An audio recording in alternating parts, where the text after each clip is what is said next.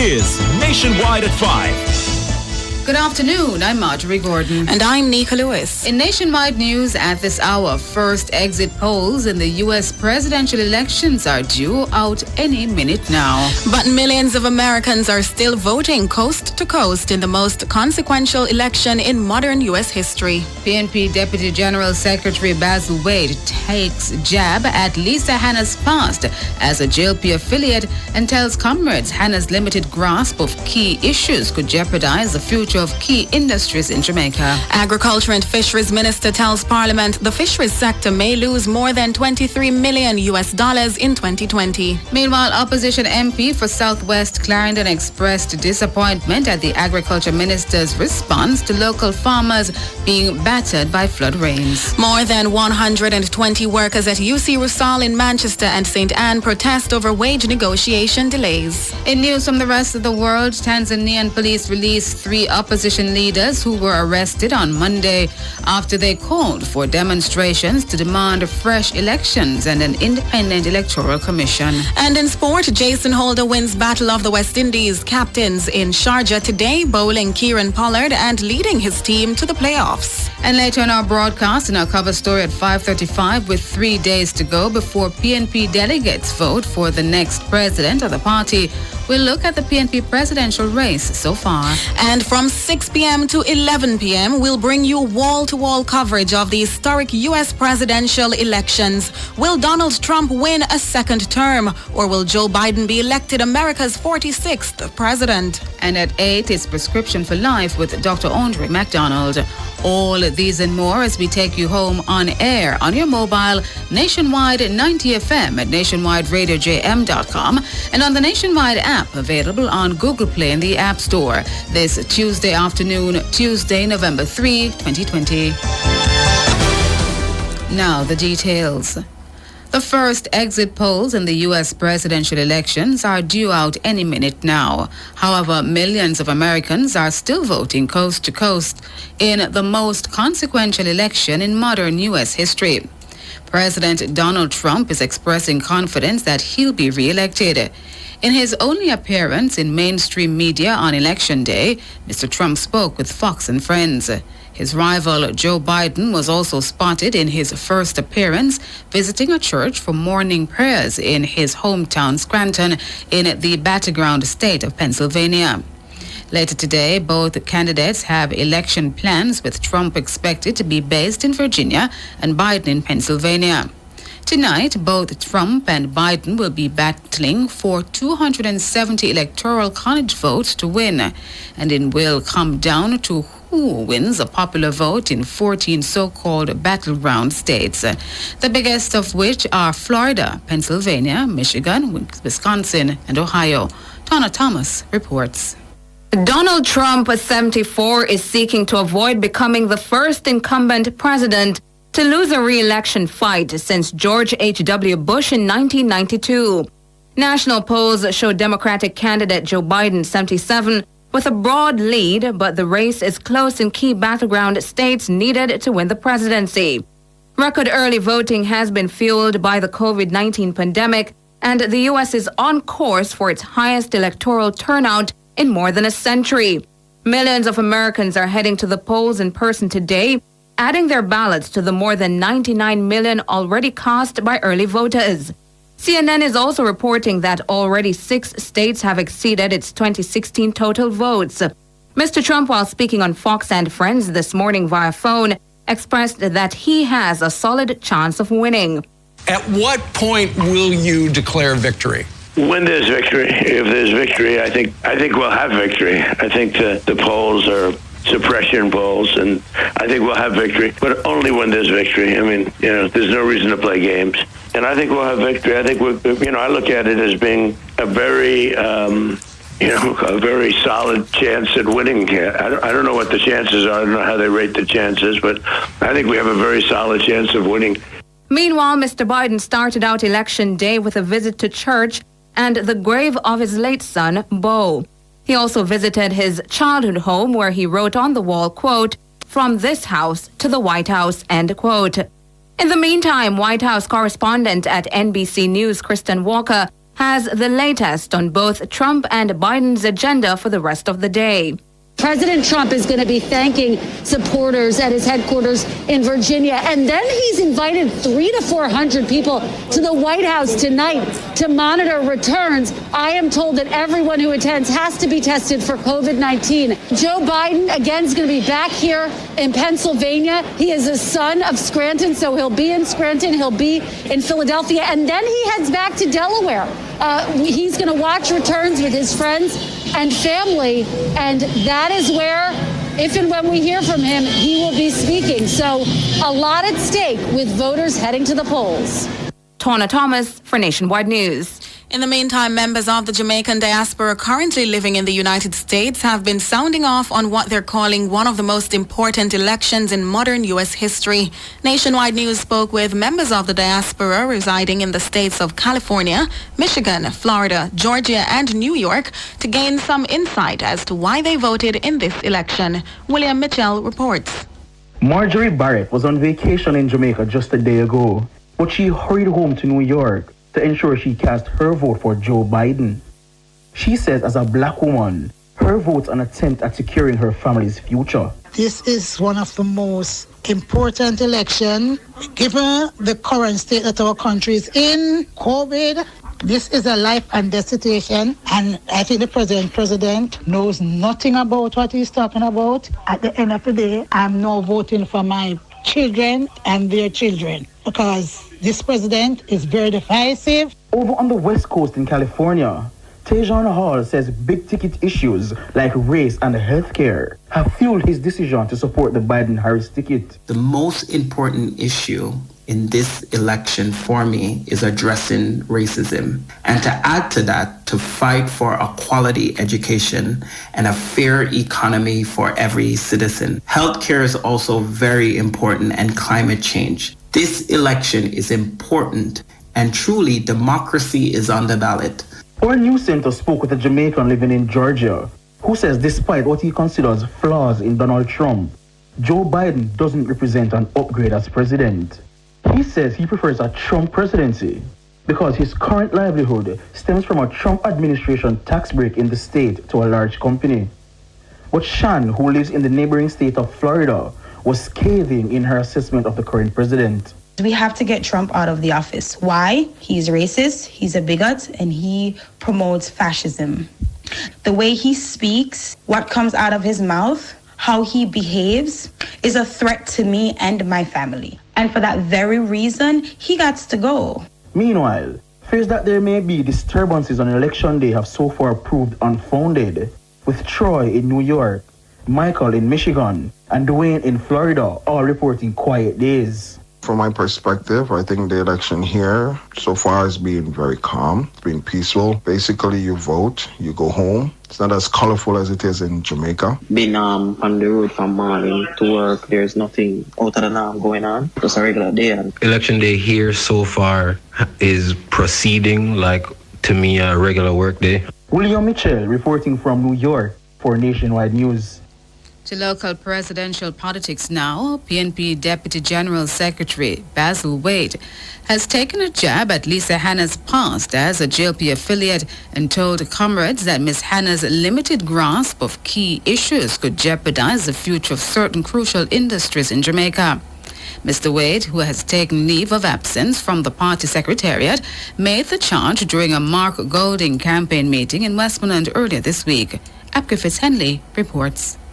Basil Wade's criticism of Ms. Hanna's suitability to lead the PNP has come with just a few days to go before delegates decide whether to elect the Southeast Centre MP or Mark Golding to lead the party. Mr. Wade told the comrades he's fearful for the future of the PNP if its leadership is placed into the wrong hands. I have sacrificed much like you for the movement, and I could not, knowing all that I know, sit by and not allow Comrade Golding to become president. Because I know some things that could happen under different leadership. And I want to be out there, cock up my 10, and be proud of the People's National Party. So I have to come out of the fence of neutrality, of the protection of the secretariat, and take a leave of absence and throw in my chips and put it behind the candidacy of Mark Golding. The PNP Deputy General Secretary says Ms. Hannah's view on trade and how a market economy works is troubling. He says when the Royal Nephew factory in St. Elizabeth was about to be closed, he had suggested to Hannah that the PNP should attempt to save the sugar industry and protect jobs by insisting that a tariff be placed on imported granulated sugar. And a candidate who is now running for president of the PNP, not Mark Golding, told me that sugar dead. They tell me that them don't, I said, but if you put on tariff on it, you can protect the sugar industry. They said to me they don't believe in tariff. I said, but if you don't believe in tariff, how Colombia, Mexico, and all of those countries that we import in sugar from, they have tariff protecting their market. The person said to me, I don't support tariff, I support free trade. Comrades, let me tell you what that means. If you have free trade, complete and total free trade, Jamaica broilers would exist no more. Caribbean broilers would exist no more. The farmers who plant melon and cantaloupe down to the very breadfruit and chocho could be imported in Jamaica and wipe out our local agricultural industry. According to Mr. Wade, he's assured that Mark Golding understands that steps must be taken to protect jobs and key industries. And in making the case for Mr. Golding to be chosen on Saturday to lead the PNP, Mr. Wade told delegates that Golding has a long track record of assisting the PNP in fighting for Jamaicans from as far back as when Michael Manley was at the helm of the party. Wade then went on to suggest that up to 2007, Ms. Hannah had been campaigning against the PNP. And he topped Mark Golding. Mark Golding worked with Bunting and Beach Shearer in 1993. I can tell you where I was on campus 1994. I can tell you who wasn't supporting me when I was running for Guild President, because you had some people who were Labour Party supporters coming against me because them say me are the PNP candidate. I can tell you who I saw in the field campaigning for Labour Party when me a PNP YO president. So comrades, I know where Mark Golding was before 2007. I don't know where other people were before 2007. Comrades, so that take care of that argument. Abkafitz Henley for Nationwide News. Meanwhile, Councillor for the Royal Flats Division in Manchester, the People's National Party's Donovan Mitchell, says the party has bigger issues than those plaguing Southeast St. Anne. Mr. Mitchell is supporting Ms. Hannah's presidential bid. He, along with Ms. Hannah's contender Mark Golding, had supported Peter Bunting last year in his bid to unseat Dr. Peter Phillips as president. Mr. Mitchell says Ms. Hannah is a long-time supporter of his division and he's very close to her. He says based on what he saw play out in last year's presidential battle, Ms. Hannah has the qualities needed to lead the PNP at this time. You're looking for someone that is young. Lisa is younger than Andrew Holness and far much younger than Mark. Lisa is educated, strong as a woman. Somebody I think would be able to pull the party together. She has fire in her belly. Young people look up to her. And apart from my own personal decision, I listen to the people on the ground. And they would say, I hope you're going with the lady, you know. And so when I checked it, more persons on the ground were saying to me, Lisa, than those that were saying Mark. And so that also helped me to make up my mind. Ms. Hannah is accused of being disloyal to the party, an issue which some key operatives in her Southeast St. Anne constituency have reignited since the presidential campaign began. But Mr. Mitchell says Ms. Hannah is not the only one faced by issues at the constituency level. Is it that Mark doesn't have a problem in his constituency? Because I know there's at least one of my councillors who are supporting Lisa. The problems that Lisa would have probably had in the Southeast St. Andrew situation didn't start with Lisa. Don't let nobody fool you. Don't make anybody at all fool you. There are deeper conflicts in the party right now than that's with Lisa and her persons in Southeast St. Anne. People will put on a facade to say that things are like this or put on a plaster, but deep down, and persons must recognize that probably Lisa is one of these persons that go and say, listen, this is it, and I know this is it, and it keeps at the forefront. He says Ms. Hannah is tasked with reuniting the party if she wins on Saturday. Not what if she wins, when she wins. I think her first plan of action is to bring the current leadership together. There's a space in the party. There's a space for Mark. There's a space for Peter Bunting. There's a space for everybody in the party. Everybody will sit and understand that we have a party to rebuild, and I'm sure she will do just that. Bringing everybody on board and to chart the way that we would want to take the party to get and to win the next elections when it is called. Donovan Mitchell, councillor for the Royal Flats Division in Manchester, speaking this afternoon with the Nationwide News. You're listening to Nationwide at 5. More news after these. Agriculture and Fisheries Minister Floyd Green has told the Parliament the fisheries sector may lose more than $23 million in 2020. He was speaking this afternoon in the House of Representatives. It is estimated, Madam Speaker, that the fisheries sector may lose up to $23.1 million during 2020, due largely to the COVID-19 pandemic. And the breakdown, Madam Speaker, is that our capture fishers, we expect them to lose about $20.9 million, and those who participate in aquaculture to lose $2.2 million. Madam Speaker, while the basic production systems are still intact, with most small-scale fishers and fish farmers still being able to produce and sell at farm gate, the contraction has had the contingent effect of depressing production operations. This, he says, as there's been an increase in the cost of inputs such as mesh wires.